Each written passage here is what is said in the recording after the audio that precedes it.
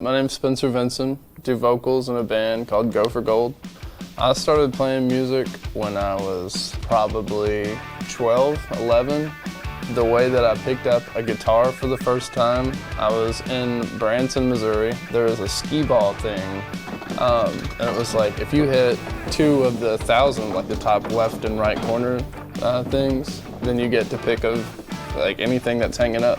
And every single ball hit the 1,000. And I got 3 guitars. I played a Battle of the Bands for my first show at the Village, and there was probably 300 kids in there. That was my first show ever. And they didn't tell me that that's what it was gonna be. One of my buddies, Jared Ives, he was a senior and I was a freshman. He was like, man, meet me at the cereal aisle in Nights.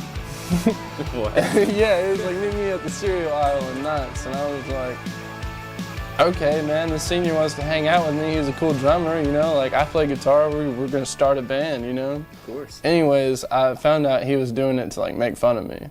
Like be that guy, you know, like, hey, this is like a prank to do.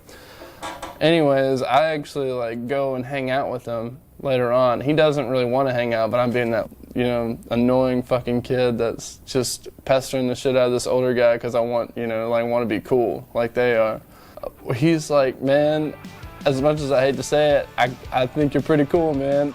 I couldn't have told you that I was gonna write, you know, anything that would touch somebody's, you know, heart, or even being a band that would do something. Like we have people that have our like Go for Gold tattooed on them now. Yeah, the flood kind of just shut me down. One night a flash flood happened and it just kept going, and I ended up having like 8 inches of water in my house. I remember waking up, reaching down to grab my phone off of the dresser, and it was above my dresser.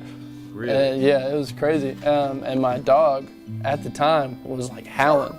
And I was like, what the hell's going on? So that's what made me reach down to grab my phone. It was so insane to me because it was all past, you know, the electrical outlets and stuff like that. And I was just like, will I fucking die? Like, will I get electrocuted if I'm standing in this water? Like, I remember opening the door and having to like get against that thing to like open the door and see if it would come out. But as soon as I did it, even more water came in.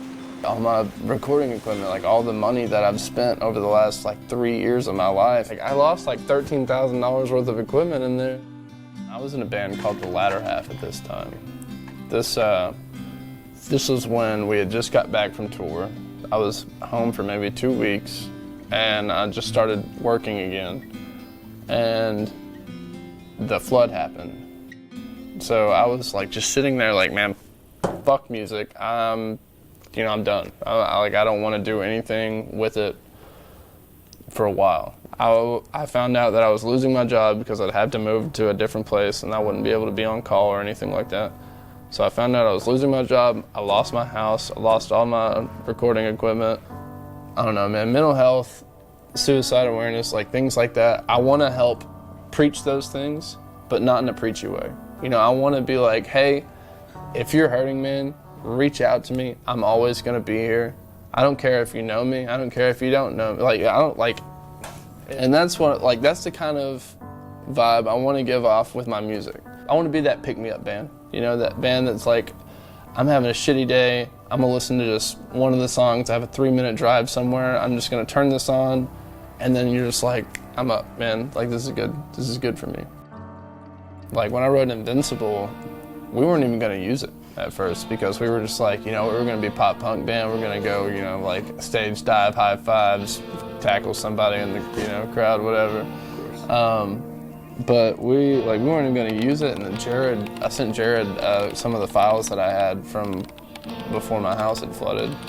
And he was like, man, I want this song. And I was like, dude, this song sucks. I don't know what you're talking about. And now, like, we ended up having to take it out of our last show because the show before that, I ended up bawling my eyes out because I couldn't hear myself singing it over the people that were screaming it back, and that was pretty cool. I wouldn't change a thing, man. I'm happy with how everything's going right now. I am invincible.